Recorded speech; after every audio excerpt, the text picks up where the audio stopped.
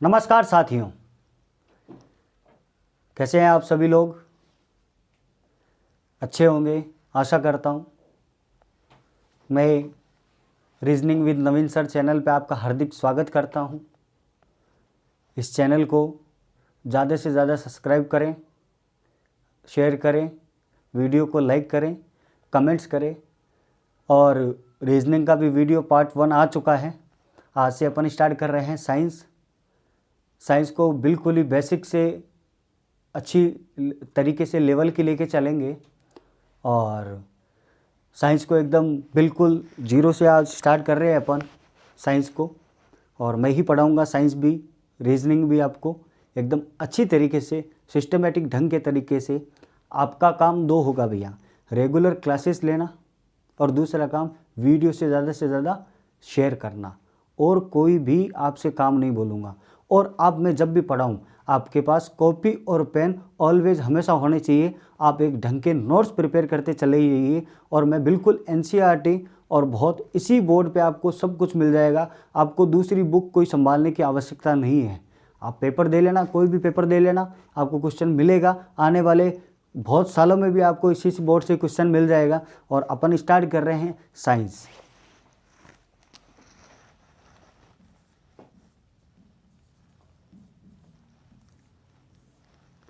विज्ञान बिल्कुल बेसिक से स्टार्ट करेंगे। देखिए, साइंस को 4 भागों में मेनली बहुत पार्ट में विभाजित किया जाता है। 4 भागों में विभाजित किया गया है जो हमारे एसएससी, रेलवे, पटवार, कोई भी एनी अदर कंपटीशन एग्ज़ाम हो उसके लिए ज़रूरी है। और जनरल साइंस पूछी जाती है आपके एग्ज़ाम्स में, ठीक है।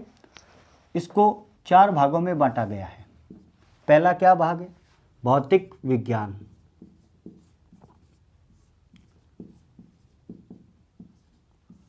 भौतिक विज्ञान, फिजिक्स। दूसरा भाग है इसका रसायन विज्ञान, केमिस्ट्री। तीसरा है जीव विज्ञान।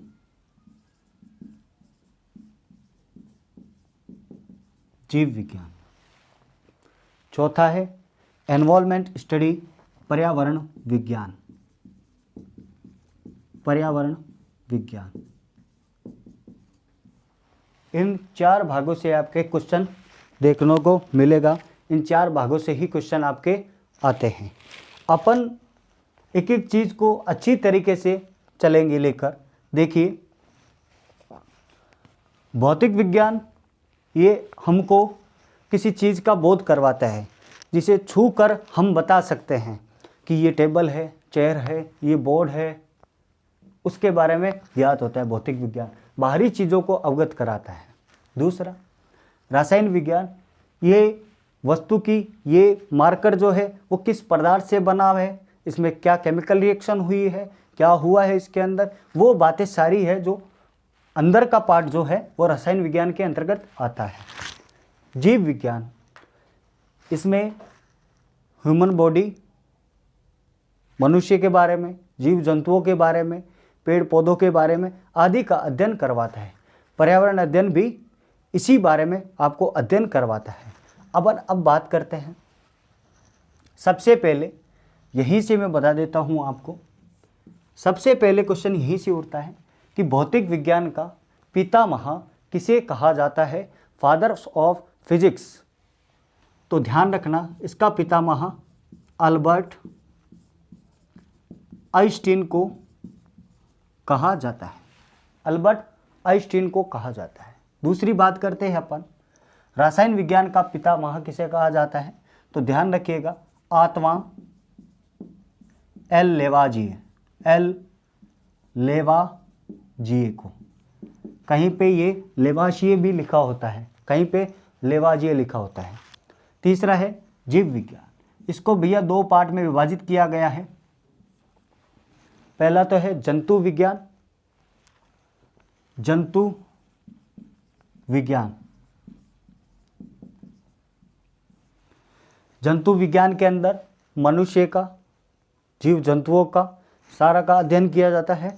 दूसरी है भैया वनस्पति विज्ञान, बॉटनी, वनस्पति विज्ञान। अगर आपको सिर्फ पूछा जाए कि फादर्स ऑफ बायोलॉजी, तो आपका आंसर होगा अरस्तु। फादर्स ऑफ बायोलॉजी आपका आंसर होगा अरस्तु।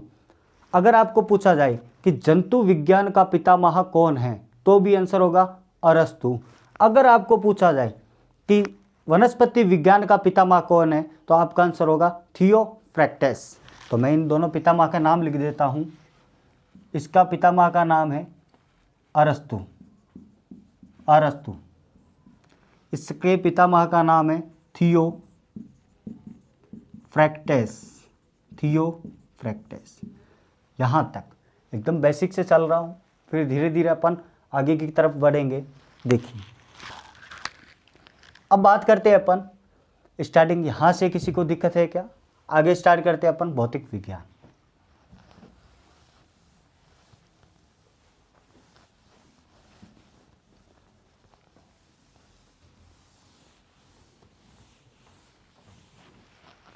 भौतिक विज्ञान, भौतिक विज्ञान। भौतिक विज्ञान के अंदर अलग अलग प्रकार के टॉपिक्स होते हैं, जैसे गति हो गया, बल हो गया, और घर्षण हो गया, बल आघूर्ण हो गया। बहुत प्रकार के टॉपिक्स आते हैं इसके अंदर। लेंस हो गया, विद्युत धारा हो गया, सारा कुछ, जनरेटर हो गया। अपन एक एक टॉपिक को अच्छी तरीके से करेंगे, उसमें कोई दिक्कत वाली बात नहीं है। नोट्स आप साथ साथ में बनाते रहिएगा। अपन बात करते हैं सबसे पहले सीधा सिलेबस के बारे में। तो क्या बताना, ज़्यादा कुछ है नहीं, फिजिक्स ही है, जनरल साइंस आती है। अपन सीधा टॉपिक पे चलते हैं, एग्ज़ाम नज़दीक है, ग्रुप डी भी। देखिए, अपन स्टार्ट करते हैं गति से, मोशन।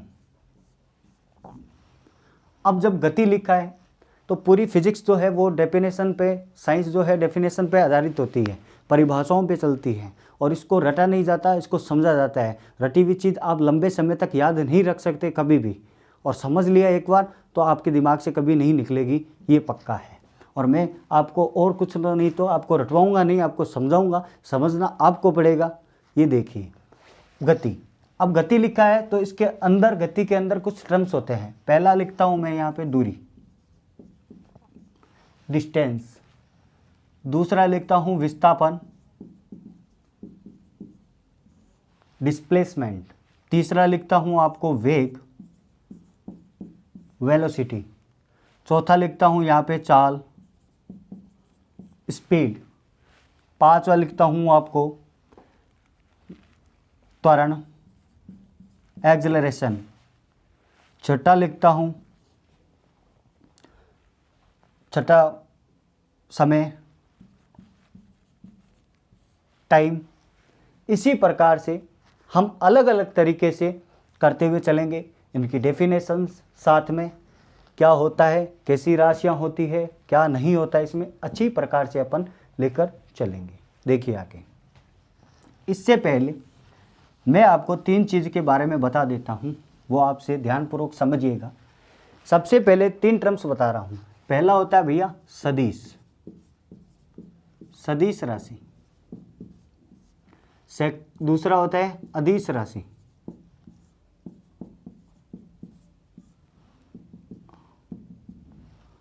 सदिश राशि में क्या होता है? सदिश राशि वेक्टर राशि, अदिश स्केलर राशि कहते हैं इसको इंग्लिश में। अब देखो सदिश राशि में, इसमें दिशा तथा परिणाम दोनों दिए हों, वह सदिश राशि कहलाती है।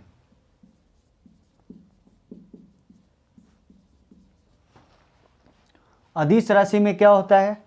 आपको दिशा तो नहीं होती, बल्कि परिणाम दिया होता है। तो इसमें केवल परिणाम दिया होता है किंतु दिशा का ज्ञान नहीं होता, दिशा का ज्ञान नहीं होता, होता है। वो क्या कहलाती हैं? अदिश राशियाँ। तीसरा टर्म्स यही बता देता हूँ। देखो भैया, इसमें फिजिक्स में मेजरमेंट यूनिट्स जो है वो 3 चीज़ों पे चलती है विमा बनाने के लिए, वो मैं अभी बता देता हूँ आपको। और साथ ही साथ में उसका बहुत बड़ा कोई अलग से टॉपिक नहीं है, इसके साथ में बना दूंगा। आप बार बार उस चीज़ की प्रैक्टिस करोगे तो आपको विमा बनानी आ जाएगी। वो देखिए 3 टर्म्स होते हैं भैया, एक होता है एम, दूसरा होता है एल, तीसरा होता है टी। एम, एल, टी 3 चीज़ों पे आधारित होती है। जहाँ एम का मतलब होता है, जहाँ एम इसका मतलब होता है मास, द्रव्यमान, द्रव्यमान। एल होता है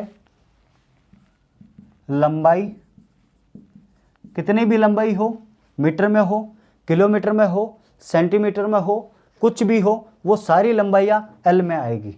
तीसरा होता है टी, समय। एमकेएस पद्धति, एसआई पद्धति में हमारे फिजिक्स के अंदर एम मतलब द्रव्यमान को केजी में लिया जाता है, लंबाई को मीटर में लिया जाता है, टी समय को सेकंड में लिया जाता है। ये आप ध्यान रखिएगा। यहाँ तक किसी को दिक्कत है क्या? फिर आगे चलते हैं अपन गति की तरफ। देखिए आगे,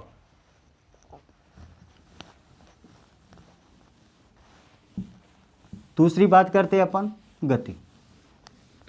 अब गति के अंदर कुछ परिभाषाएं, डेफिनेशंस होती है, कुछ शब्दों का मिलकर बना होता है। तो अपन सबसे पहले टर्म्स लिखते हैं। पहला टर्म्स दूरी, कि दूरी किसे कहते हैं।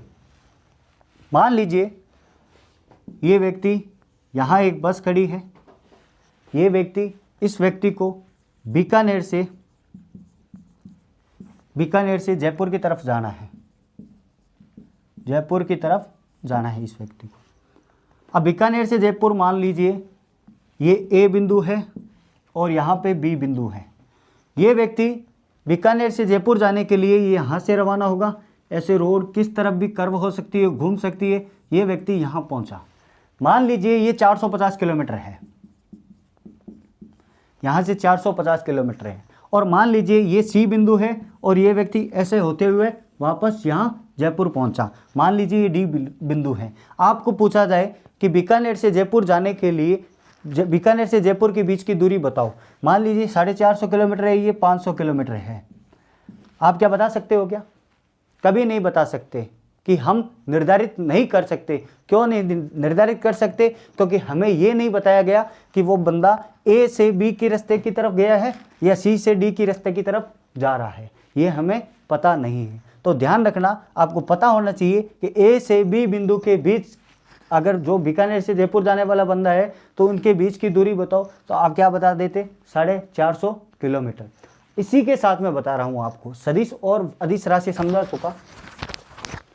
बीकानेर से जयपुर जाने के लिए ये व्यक्ति यहाँ से रवाना हुआ, पहले उत्तर में गया, फिर दक्षिण, फिर पूर्व, फिर पश्चिम में से घूमता जा रहा है। कोई दिशा निर्धारित है क्या? एक नहीं है, ये तो घूम रहा है। लेकिन परिणाम तो है ना कि वो व्यक्ति बीकानेर से जयपुर ही गया है, ये ज्ञात है अपन को। एक चीज ज्ञात है, तो मैं बता देता हूँ आपको। सबसे पहले इसकी दूरी की परिभाषा, किसी वस्तु द्वारा, किसी वस्तु द्वारा चले गए कुल पथ की लंबाई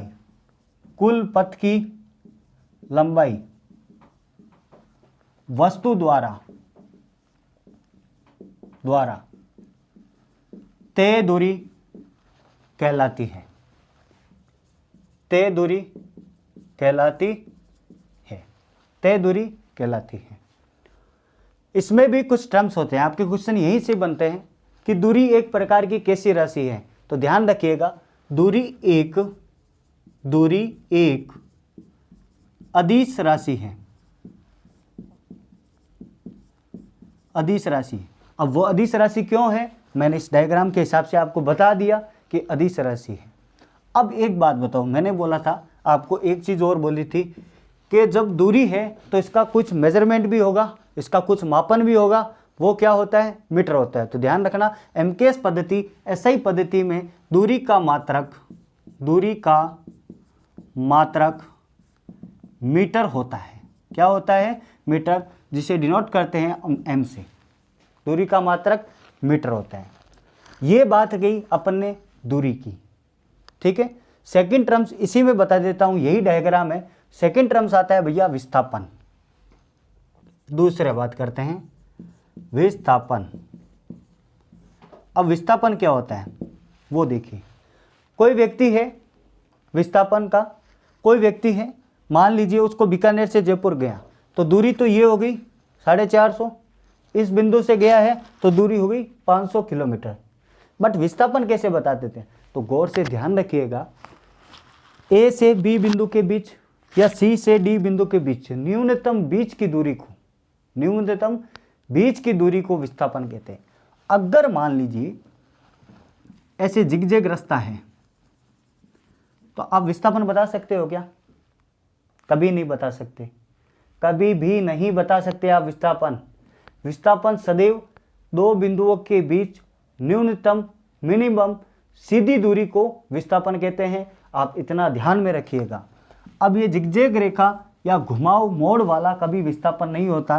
दो बिंदुओं के बीच न्यूनतम सीधी दूरी को विस्थापन कहलाता है, यही विस्थापन होता है। तो इसकी डेफिनेशन क्या होगी वो देखिए। इसको मिटा देता हूँ, डायग्राम से आपको समझ में आ चुका होगा, आशा करता हूँ। इसकी डेफिनेशन लिखिए, दो बिंदुओं के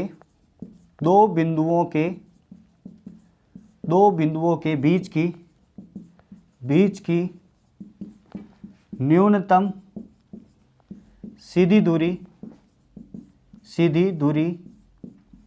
विस्थापन कहलाता है।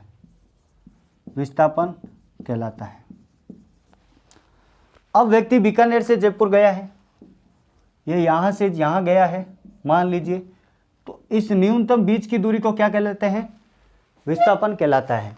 अब ये व्यक्ति यहाँ से रवाना हुआ, क्या हमको दिशा पता है क्या? एकदम सीधी दूरी है ना, पता चल गई ना दिशा, कि दिशा ये है।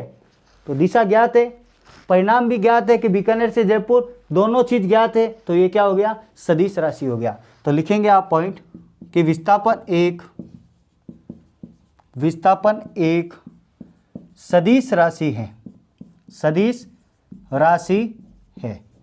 तीसरी टर्म्स बात करते हैं, दूरी का मात्रक मीटर है, वैसे इसका मात्रक भी क्या है, सेम मीटर ही होगा। तो नेक्स्ट टॉपिक आप लिख लीजिए पॉइंट इसमें कि विस्थापन का मात्रक मीटर होता है। एक चीज़ और बता देता हूँ भैया साथ में, देखिए नेक्स्ट पॉइंट बता देता हूँ इसी में। देखो मान लीजिए ये कोई बस है, ये बीकानेर है और ये यहाँ से गया जयपुर, तो ये तो विस्थापन हो गया और ये यहाँ से क्या होगी, दूरी होगी। मान लीजिए 300 किलोमीटर है और ये न्यूनतम सीधी दूरी कितनी हो, कम होगी दूरी से, तो मान लीजिए ये 290 किलोमीटर है, 290 किलोमीटर है। अब मैं आपको एक बात बताता हूँ, ये व्यक्ति इधर से इधर जाएगा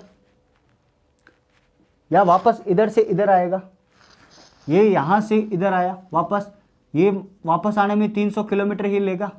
अब आपको अगर मैं पूछता हूँ कि व्यक्ति द्वारा कुल दूरी कितनी होगी, कुल दूरी, तो कुल दूरी आप बता सकते हो ना कि बीकानेर से जयपुर 300 किलोमीटर चला, फिर जयपुर से बीकानेर वापस 300 किलोमीटर चला, तो कुल दूरी कितनी होगी, 300 प्लस 300 600 किलोमीटर।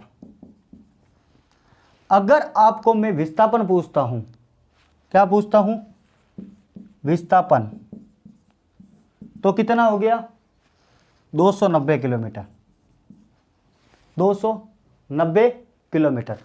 अब मुझे एक बात बताओ, ये व्यक्ति 300 किलोमीटर यहाँ से गया है, फिर यहाँ से आया, टोटल दूरी तो जुड़ गई। अगर मैं यहाँ बोलता हूँ कि मान लीजिए ये व्यक्ति यहाँ से इधर गया, बीकानेर से जयपुर, और जयपुर से वापस बीकानेर आ गया, तो इसके बीच में विस्थापन क्या होगा? तो ध्यान रखिएगा 0। ध्यान रखिएगा, अगर विस्थापन हमेशा सदैव न्यूनतम सीधी दूरी को एक ही तरफ में विस्थापन लिया जाता है। जहाँ से वस्तु जा रही है, जहाँ पहुँच गई, उस दूरी को विस्थापन कहते हैं। अगर वह वस्तु वापस लौट के आ गई, उसके बीच का आपको विस्थापन पूछा जाए तो ध्यान रखना उसका विस्थापन 0 हो गया। जैसे मान लीजिए ये एक गोला बना दिया मैंने, ठीक है, वृत्त बना दिया। अब ये व्यक्ति यहाँ पे है, ये यहाँ से व्यक्ति ये यहाँ से इस तरफ गया, इस पॉइंट से शुरू करता है ए से, या इस पॉइंट से शुरू करता है ए से, और ये बी तक पहुंचा। ये पूरी तो होगी दूरी, कितने ही चक्कर निकाल लो, निकालते 2πr से, मैथ की होगी आपके। ये विस्थापन मान लो, रेडियस है इसकी 7 किलोमीटर, और आपको विस्थापन पूछा जाए सर्किल के अंदर तो 7 और ये जुड़ जाएगी, तो टोटल विस्थापन कितना हो गया? 14 किलोमीटर। बट ये व्यक्ति यहाँ से यहाँ तक गया और वापस यहाँ तक आ गया, तो विस्थापन हमेशा 0 हो जाता है, इस बात का ध्यान रखना। तो जहाँ से वस्तु पहुँची वापस उसी स्थान पे आ गई जहाँ थी पुराने स्थान पर, तो दोनों बिंदुओं के बीच विस्थापन कितना हो गया? 0। वो व्यक्ति चला ही नहीं। ठीक है, साइंस मानती है, लेकिन हमें पता है ऐसा होता है। अब एक और बात देखिए, अगर मान लीजिए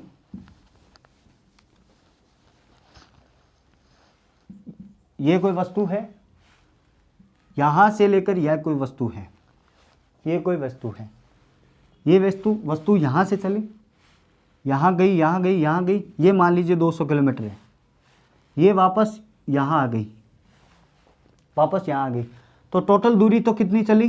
कुल दूरी चली 400 चली।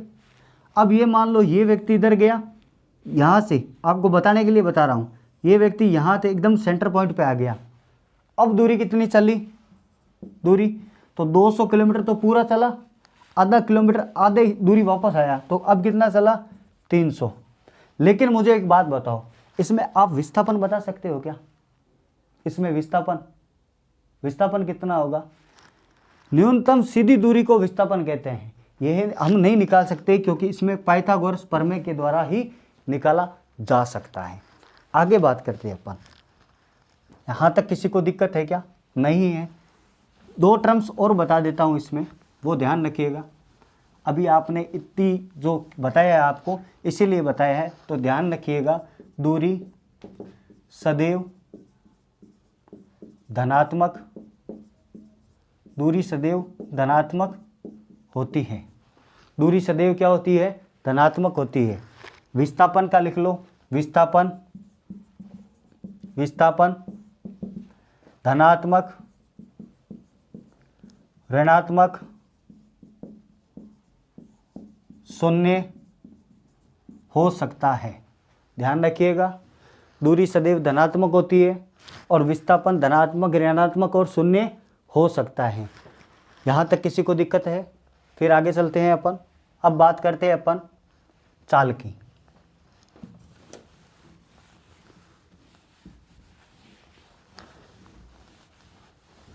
चाल की बात करते हैं। देखिए,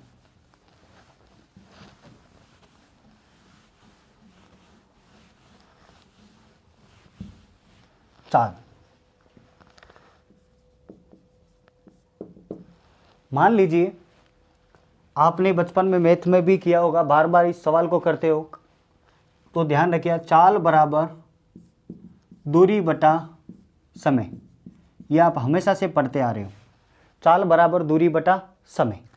अब इसमें आपको बता देता हूँ चाल की डेफिनेशन क्या होती है, आपको रटना नहीं है।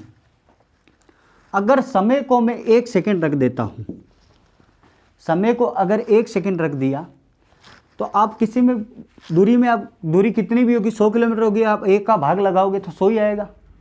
1 से तो कोई फर्क ही नहीं पड़ता। अब 1 से कोई फर्क नहीं पड़ता, तो मुझे ये बताओ कि चाल बराबर दूरी बराबर नहीं होगी क्या? अगर इसको छुपा लेता हूँ तो चाल और दूरी दोनों बराबर नहीं हो गई, चाल और दूरी दोनों बराबर हो गई। अब एक बात बताओ मेरे को कि एक समय में तय की गई दूरी क्या कहलाती है? चाल कहलाती है। यानी कि एकांक समय में तय दूरी चाल कहलाती है। देखिए,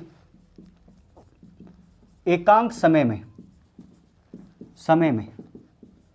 तय दूरी चाल कहलाती है, चाल कहलाती है। एकांक समय में तय की गई दूरी चाल कहलाती है। और यहाँ लिख दो चाल बराबर दूरी बटा समय, फॉर्मूला हो गया। दूरी को अपने पहले मात्रक बनाया था, क्या होता है दूरी का मात्रक? मीटर, और समय का मात्रक क्या होता है? सेकंड। तो मीटर बटा सेकंड यानी कि मीटर प्रति सेकंड। और आपको मैं पहले भी बता चुका कि इसकी विमा भी साथ में लिखा देता हूं, क्या होगी? mLT। इसमें द्रव्यमान है क्या? नहीं है, तो कितना हो गया? 0। लंबाई है ना 1 है, तो 1, ये बट्टा में दिया हुआ है सेकेंड, ऊपर जाएगा तो प्लस का माइनस में बदल जाएगा, तो ये इसकी क्या होगी? विमा। m0L1T-1, ये क्या होगी? विमा होगी किसकी? चाल की। अब एक बात बताओ, अगर मैं समय को 1 सेकंड रख दिया तो दूरी बराबर चाल नहीं हो गया क्या? चाल बराबर दूरी हो गया। दूरी एक अदिश राशि है तो चाल भी क्या होगी? अदिश राशि है। तो नेक्स्ट पॉइंट लिख लो इसी में, चाल एक अदिश राशि, चाल एक अदिश राशि है। यहाँ तक किसी को दिक्कत है? फिर नेक्स्ट बात करते हैं अपन वेग की, वेलोसिटी। वेग क्या होता है? देखिए, वेग की बात करते हैं। अगर मैं इसको वेग बराबर विस्थापन बटा समय, ये इसका फॉर्मूला होता है। अगर मैं समय को 1 सेकंड रख देता हूँ, समय को 1 सेकंड रख दिया, समय को 1 सेकंड ही रख दिया, तो मुझे बताओ क्या विस्थापन और वेग दोनों बराबर नहीं हो गए क्या? विस्थापन और वेग दोनों बराबर हो गए, दोनों बराबर हो गए। तो इसको क्या लिखेंगे अपन कि एकांक समय में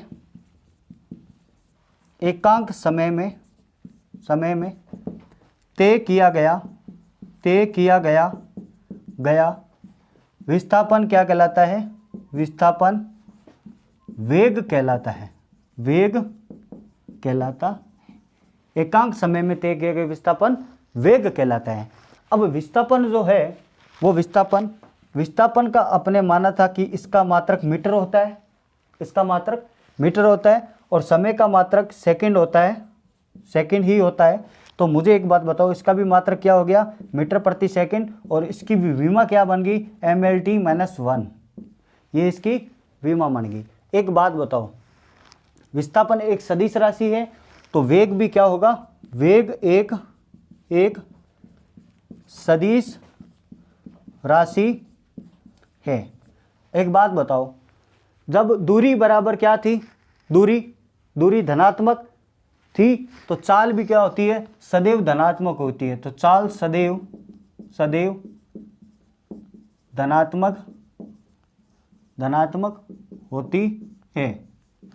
अब इसी प्रकार से अब बात करते हैं विस्थापन धनात्मक, ऋणात्मक, शून्य हो सकता है। यदि सेकंड समय को 1 सेकंड रख दिया तो वेग बराबर विस्थापन हो जाएगा। क्वेश्चन इन्हीं फॉर्मूले से उठता है, क्वेश्चन बना के दिमाग को घुमाता है, तो वो आप ध्यान रखिएगा। मैं बहुत ही बेसिक से आराम से आपको लेकर चलता हूँ। बाकी अपन नेक्स्ट क्लास में मिलते हैं। इसी के साथ में जुड़े रहिएगा, वीडियो को लाइक करिएगा, शेयर करिएगा, चैनल को सब्सक्राइब करिएगा। धन्यवाद। मैं नवीन भाटी आपके इस चैनल पर हार्दिक स्वागत करता हूँ। धन्यवाद।